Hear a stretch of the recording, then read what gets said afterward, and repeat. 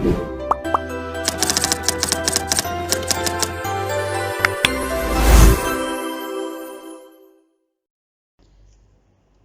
का हमारा टॉपिक है चैप्टर नंबर 2 ग्रेड 7 का टॉपिक है सीक्वेंस एक्सप्रेशंस एंड फार्मूला। और उसका पहला हम कर रहे हैं 2.1, दैट इज 2.1 जनरेटिंग सीक्वेंसेस। सबसे पहले तो आपको पता होना चाहिए सीक्वेंस होता क्या है। जनरेटिंग सीक्वेंस 2.1 है, चैप्टर नंबर 2 का 2.1 है जनरेटिंग सीक्वेंस। सबसे पहले पता होना चाहिए सीक्वेंस होता क्या है। जैसे कि सीक्वेंस होता है कि कुछ नंबर्स जो बिल्कुल एक जैसे डिफरेंस से होते हैं, जैसे 3, 6, 9, 12 and so on.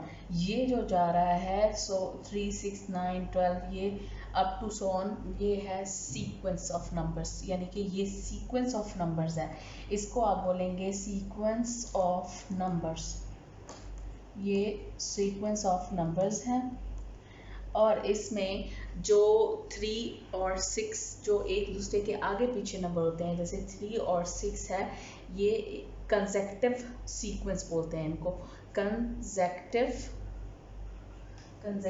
I think सी होगा, कंसेक्टिव सीक्वेंस, इनको कंसेक्टिव सीक्वेंस बोलते हैं। यानी कि 3 और 6 जो है वो कंसेक्टिव सीक्वेंस है। इसी तरह 6 और 9 है वो कंसेक्टिव सीक्वेंस है। 9 और 12 है वो कंसेक्टिव सीक्वेंस है। इसी तरह अगर आगे देखा जाए तो 12 और 15 है, ये दोनों आगे पीछे हैं, ये आप कहोगे कंसेक्टिव सीक्वेंस है। ये नहीं कह सकते 9 और 3 जो है वो कंसेक्टिव सीक्वेंस है, या 12 और जो 6 है, या 12 और 3 कंसेक्टिव सीक्वेंस है।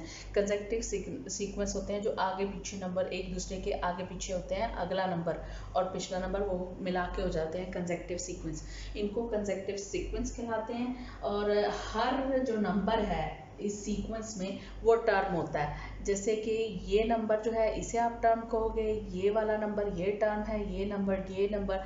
अगर यहाँ पे फर्स्ट करो 36 भी होगा तो ये भी एक टर्म होगा, इसे बोलेंगे टर्म। हर number, every number in sequence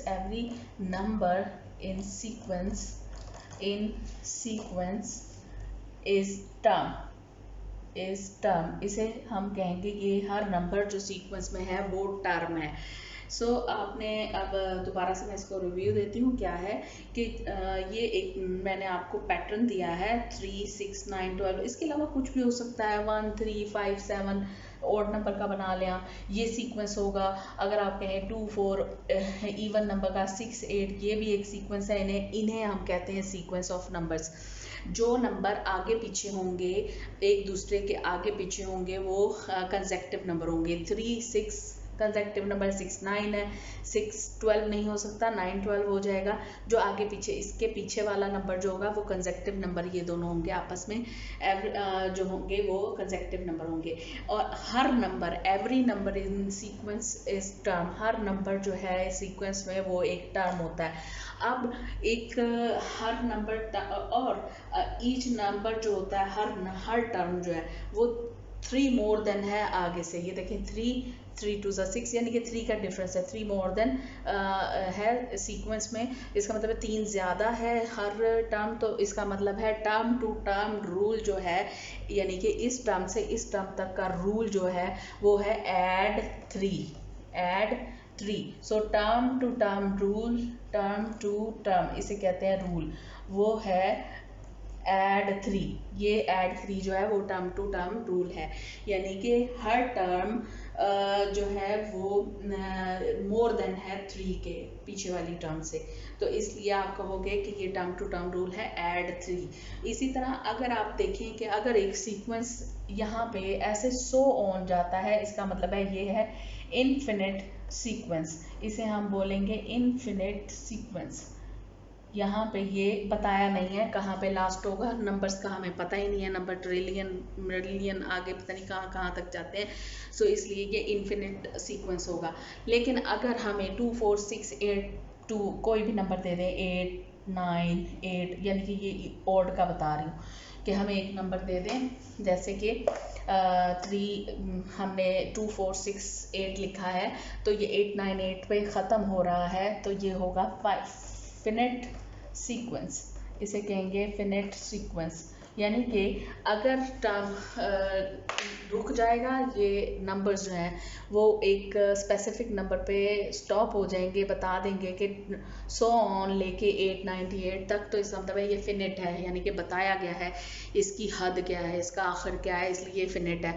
और अगर ये 100 ऑन चलते जाएंगे, हमें नहीं पता नंबर कितने हैं, और उनका इसी तरह 3 का डिफरेंस आता रहेगा, ऐड 3 यानी कि आता रहेगा, तो वो होगा टर्म टू टर्म रूल। सो ये अब हमने पढ़ा है जनरेटिंग सीक्वेंस। इसी तरह हमें बाज़ औक़ात पहला नंबर दे दिया जाता है, ये नहीं बताया होता कि ये क्या है, आप मालूम करें या ना करें। एक हमें नंबर पहला दे दिया जाता है, जैसे कि फ़र्ज़ करें हमें 20 नंबर दे दिया गया है, 20, ठीक है, 20 नंबर हमें दे दिया है, तो उन्होंने आगे कहा है कि टर्म टू टर्म रूल जो है इसका, टर्म टू टर्म रूल यानी कि ये कि हर नंबर आगे दूसरे नंबर से कितना है, टर्म टू टर्म रूल है कि ऐड 5 बोल दो, या मैं इसको इजी नहीं बनाते, थोड़ा सा डिफिकल्ट करते हैं, आप इनको कह देते हैं कि ऐड 3, ऑफ कोर्स 21st वाला आएगा, क्योंकि उन्होंने फर्स्ट हमें दे दिया है कि ये 20 है, उसके बाद 3 ऐड 23 26 29, इसी तरह ऐड 3 उन्होंने हमें नहीं बताया कितना है, लेकिन फिर भी हम करेंगे 32, 3 ऐड किया है 35, उसके बाद 39 35 36 37 38, सो ये 3 का है, और सो ऑन है, इनफिनिट है, यानी कि हमें मालूम नहीं है। हमें बाज़ औक़ात ऐसे भी क्वेश्चन दे दिए जाते हैं कि इसका मतलब ये है। अब आपको कुछ नंबर ऐसे भी दे दिए जाते हैं कि ऐसे आपको दिया जाता है कि नंबर 1 4 7 10, तो आपको बताया जाए इसका टर्म टू टर्म रूल बताएं जी, टर्म टू टर्म रूल बता दें आप कि क्या है।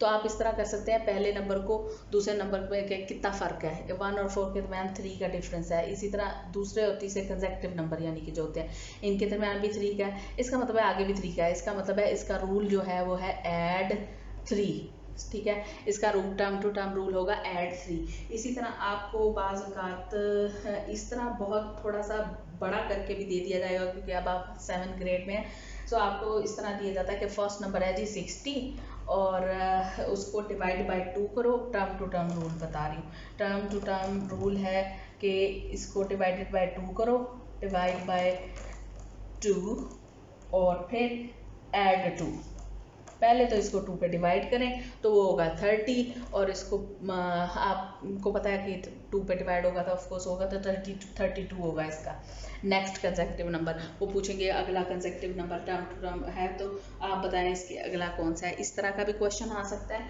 इसी तरह आपको बाज़ औक़ात ये भी दिया जाता है कि add term to term rule है जी, ऐड 4 करें। अब ऐड 4 एक नंबर दे दिया जाता है, उसके बाद कहा जाता है ऐड 4 करें, टर्म टू टर्म रूल है जी, मल्टीप्लाई करें 2 से और फिर सब्ट्रैक्ट कर दें 3 से। इसी तरह जो है आप इस तरह जनरेटिंग सीक्वेंस का कर सकते हैं कि क्या है, आप खुद से सीक्वेंस को जनरेट कर सकते हैं अगर आपको टर्म टू टर्म रूल का पता हो। सो आपको इस चैप्टर में मैंने बताया है कि सीक्वेंस ऑफ नंबर क्या होता है। सीक्वेंस ऑफ नंबर वो है कि जिस तरह हमें एक नंबर्स दे दिए जाते हैं, एक कंसेक्टिव रूल वाले नंबर दे दिए जाते हैं जिनके अंदर एक पैटर्न होता है, वो होंगे सीक्वेंस ऑफ नंबर, यानी कि 3 6 9 12 ये सीक्वेंस ऑफ नंबर हैं। और जो इसका हर नंबर जो है सीक्वेंस में, हर नंबर सीक्वेंस में वो टर्म होता है, और इन हर नंबर और इसके दरमियान जो आगे पीछे नंबर हैं उनको कंसेक्टिव नंबर्स कहते हैं, और इनके दरमियान जो ईच टर्म जो होती है वो उनका डिफरेंस या उनका डिवीजन या उनका माइनस या सब्ट्रैक्ट कुछ भी है तो वो होगा टर्म टू टर्म रूल है, कि टर्म से टर्म तक कितना रूल है, कितना जा रहा है, क्या हो रहा है। अगर वो सो ऑन है, चलता जा रहा है, तो वो इनफिनिट है, अगर वो स्टॉप हो रहा है तो वो फिनिट है। सो आपको आई थिंक समझ आ गई होगी कि जनरेटिंग सीक्वेंस क्या है। अब है 2.2 जो कि पहला भी और दूसरा भी जनरेटिंग सीक्वेंस है। ये जनरेटिंग सीक्वेंस क्या है, 2.2 अब हम कर रहे हैं कि 2.2 जनरेटिंग सिस्टम है, वो ए पार्ट था और ये है बी पार्ट। ठीक है, ये 2.2 का है कि पास औकात हमें ना यानी कि कुछ शेप्स दे दी जाती हैं, जैसे ये डॉट है 1 2 3 है, आगे 1 2 3 4 5 दे लिया है, 1 2 3 4 5 6 7 है। आपने को बताया गया अगला वाला आप मालूम करें कि ये इसमें पैटर्न क्या होगा। हमें यानी कि शेप्स दे दी गई होती हैं, कुछ ऐसे पैटर्न बना के दे दिए जाते हैं जिससे हमें मालूम करना होता है कि अगला वाला सीक्वेंस क्या आएगा। यानी कि जो सीक्वेंस एक चला आ रहा है, एक तरीका एक चला आ रहा है, वो क्या आप गौर करेंगे, ये 3 है तो ये 2 मोर देन है, ये देखें 3 2 मोर देन है। इसी तरह ये 5 है तो 5 के बाद ये भी 2 मोर देन है। सो इसका मतलब ऐड 2 आपको रूल है, आप यहाँ पे छोटा सा लिख लें या अपने माइंड में रख लें, वो ज़्यादा बेटर है। तो इसका मतलब है ये था 7, सो ये 7 था ना, 3 3 6 7, यस। अब अगला वाला 9 होगा, ऑफ कोर्स +2 करना है ना, तो 4 8 और 9, नेक्स्ट वाला सीक्वेंस 9 होगा। बाज़ औक़ात हमें इस तरह की शेप्स दे दी जाती हैं कि ये जी नंबर है 2 और उससे आगे आपको दे दिया है 3 4 5 एंड देन 6 दे दिया है। उसके बाद आपको मालूम करना है नेक्स्ट वाला सीक्वेंस क्या है। तो आप इस तरह शेप के हिसाब से बताना होता है कि अगले वाली शेप क्या होगी। तो फिर आपको पता है कि इनके और इसके दरमियान कितना फ़र्क है, ऐड 4 आ रहा है। सो आप इसको ऐड 4 कर सकते हैं इसी में, जो पीछे वाला कंसेक्टिव नंबर है इससे, यानी कि उसको आपने करना है ऐड। ये नहीं कि आप इसमें ऐड 4 करेंगे, आपको जो लास्ट पीछे दिया जाता है उसमें ऐड करना है 4। तो इसका मतलब है कि ये 3 3 7 6 हैं तो इसमें 4 ऐड करेंगे 10 हो जाएंगे। आप इस तरह ट्रायंगल बनाएंगे 10, ठीक है, आपके लिए इजी हो जाएगा सीक्वेंस, यानी कि शेप्स के लिहाज से भी आपको मालूम करना है। ठीक है, उसके बाद कुछ सीक्वेंस ऐसे दिए जाते हैं जो कि थोड़े से ट्रिकी होते हैं। जैसे कि आपको दिया है मैच स्टिक्स हैं, ये पहला पैटर्न है, दूसरा पैटर्न आपको ये दिया गया है, ठीक है, दूसरा पैटर्न, और थर्ड वाला जो है वो हमें ये दिया गया है 1 2 3। आपको पता है ये सिंपल आ रहा है मेथड, पहले कंसेक्टिव। अब आप इसको किस तरह करेंगे, 1 2 3 है, सेम यही वाली चीज़ शेप आपको आगे बनानी है 4। इसका मतलब है आपको 4 बनानी है, 2 3 4। इसका मतलब ये सीक्वेंस ऐसे चलेगा। ये देखिए शेप्स के लिहाज से भी आप इसको कर सकते हैं। सो इसलिए कोई भी आपको वो शेप दे सकते हैं, स्टार दे सकते हैं, कोई स्क्वायर की शेप इस तरह बनाई दे सकते हैं कि आपको वो कहें कि ये इस तरह बना के दे दें कि 2 और ये इस तरह बना के दे दें 3। आगे वाला आपको बना दें वो 1 2 3 1 2 3 इस तरह बना के दे दें। तो आप नेक्स्ट वाला भी इसी तरह मालूम कर सकते हैं, ये 2 बने हैं ऐसे, आगे 3 हो जाएंगे।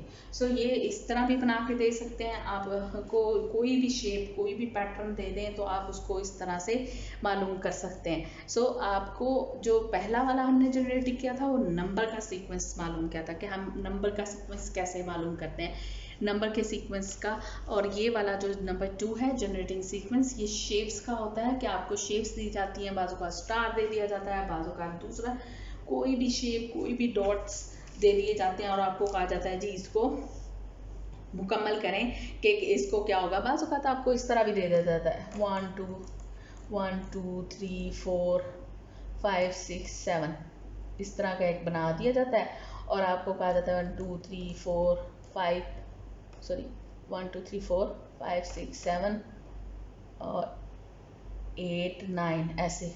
तो आपको 2 डॉट्स बढ़ा दिए हैं आप इसी तरह 1 2 3 4 5 6 7 8 9 10 11 करेंगे नेक्स्ट सीक्वेंस में। कोई भी सीक्वेंस दे सकते हैं, आपको बस पीछे वाला सीक्वेंस अगर मालूम है और आप उनके डॉट्स काउंट करें कि कहाँ से बड़े हो रहे हैं कहाँ से ज़्यादा हो रहे हैं। बाजू का मैंने तो यहाँ से बढ़ाया ना डॉट्स, आप 4 था इसको 7 किया और 9 किया, बाजू का यहाँ से भी बढ़ जाते हैं 1 2, जैसे 1 2 3 4 था, 5 6 7 है। सो ये 7 था तो ये भी बढ़ जाते हैं 1 2 3 4 5 ये बढ़ गए हैं और ये वैसे के वैसे रहे हैं। तो ये देखना होता है आपको खुद से कि कहाँ पे बढ़ रहे हैं और कहाँ पे नहीं बढ़ रहे हैं, तो नेक्स्ट सीक्वेंस आप मालूम कर सकते हैं। आई होप ये आपको दोनों समझ आ गए होंगे। अब नेक्स्ट वाला चैप्टर के लिए मेरी नेक्स्ट वीडियो आप देखें। तब तक के लिए अल्लाह हाफिज़।